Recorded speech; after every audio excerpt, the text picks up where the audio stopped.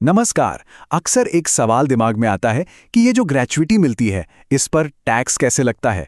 इसमें बहुत कंफ्यूजन रहता है ना? पर अब चिंता की कोई बात नहीं।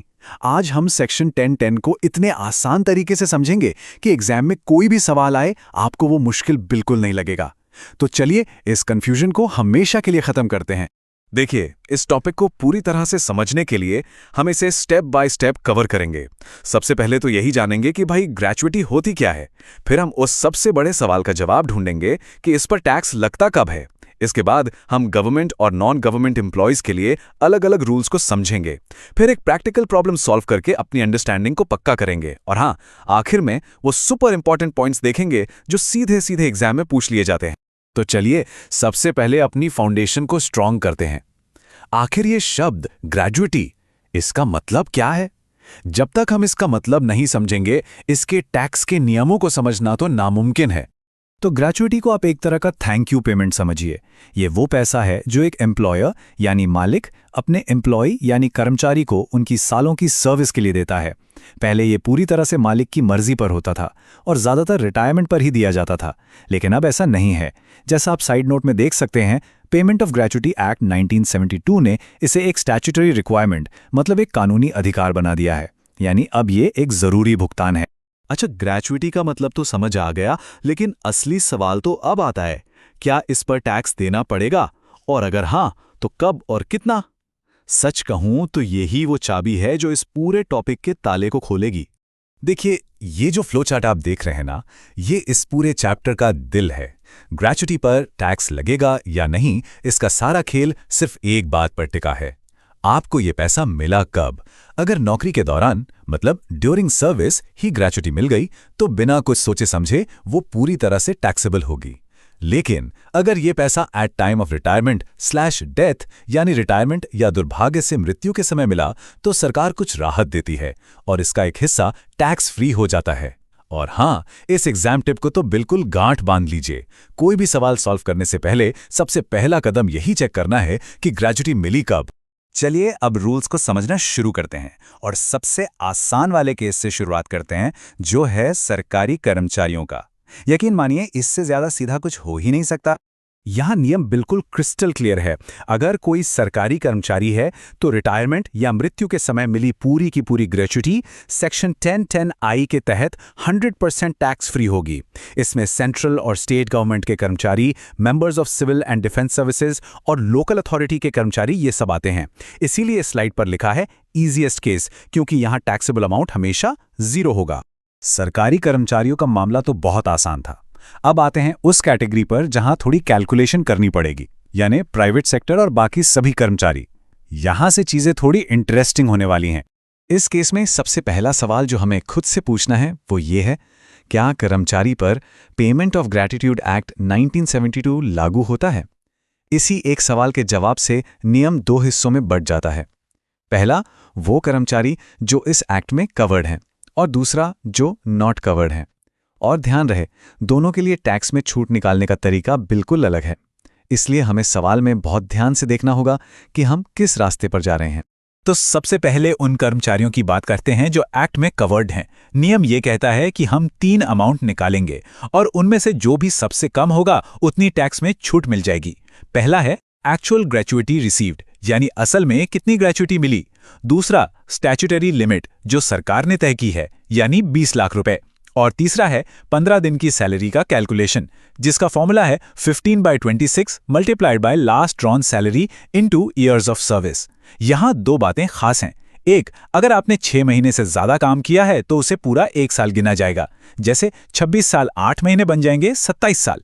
और दूसरा, जैसा कि इस IMP बॉक्स में बताया गया है, यहाँ सैलरी का मतलब सिर्फ बेसिक और डियरनेस अलाउंस यानी DA है। अब आते हैं उन पर जो एक्ट में नॉट कवर्ड हैं। यहाँ भी हमें 3 अमाउंट में से सबसे कम वाला ही चुनना है।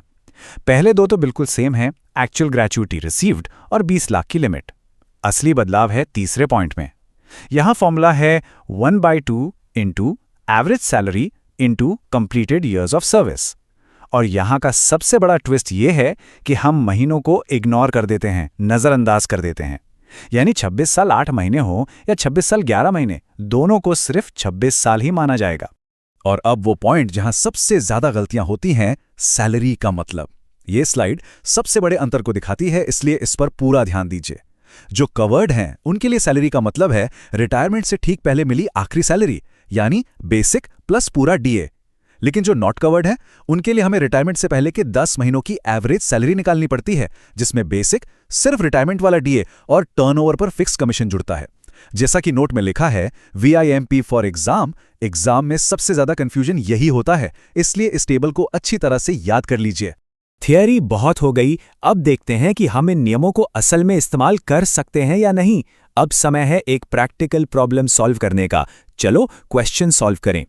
तो ये रहा हमारा केस स्टडी। मिस्टर रवि हैं जो 26 साल और 8 महीने काम करने के बाद 15 जून 2025 को रिटायर हो रहे हैं। उन्हें ग्रेच्युटी मिली है 15 लाख रुपए। अब उनकी सैलरी डिटेल्स पर ध्यान दीजिए। बेसिक है 50,000 रुपये महीना, डीए है 10,000 रुपये महीना, जिसमें से 60% रिटायरमेंट बेनिफिट्स का हिस्सा है, टर्नओवर पर 1% कमीशन है और 25,000 रुपये सालाना बोनस है। अब हमें यह पता लगाना है कि अगर वो A covered by act, B not covered by act और सी गवर्नमेंट एम्प्लॉय होते तो उनकी टैक्सेबल ग्रेच्युटी कितनी होती।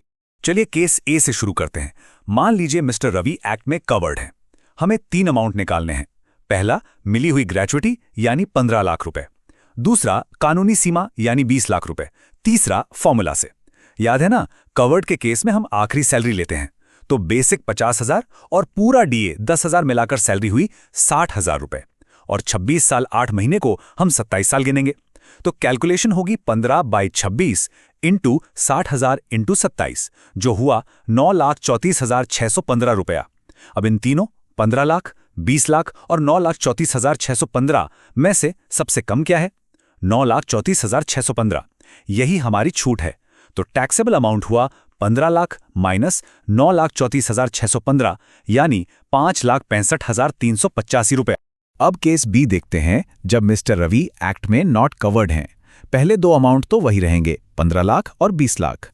असली काम है तीसरे अमाउंट को कैलकुलेट करना, जिसके लिए हमें 10 महीने की एवरेज सैलरी चाहिए। चलिए वर्किंग नोट देखते हैं। 10 महीने का बेसिक हुआ 5 लाख। डीए का सिर्फ रिटायरमेंट वाला हिस्सा लेंगे, यानी 10,000 का 60%, जो 10 महीने का बना 60,000। कमीशन 10 महीने का हुआ 1 लाख, तो टोटल सैलरी बनी 6,60,000, जिसका एवरेज निकला 66,000।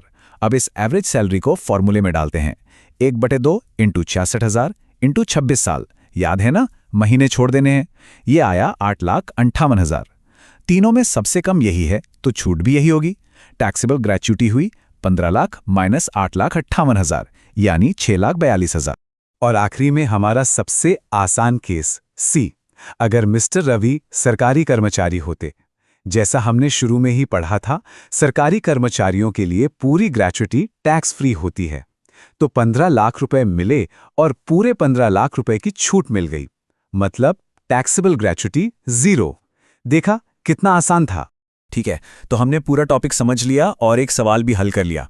अब आखिर में चलिए उन कुछ खास पॉइंट्स पर नजर डालते हैं जो सीधे सीधे एग्जाम में MCQ या थ्योरी क्वेश्चन बनकर आ सकते हैं। ये बहुत जरूरी है। इन बातों को बिल्कुल मत भूलिएगा। पहला, अगर 1 साल में 2 जगह से ग्रेच्युटी मिले, तब भी कुल टैक्स छूट 20 लाख से ज्यादा नहीं हो सकती। दूसरा, अगर आपने पहले किसी नौकरी में ग्रेच्युटी पर छूट ले ली है, तो 20 लाख की लिमिट में से वो पुरानी छूट कम हो जाएगी।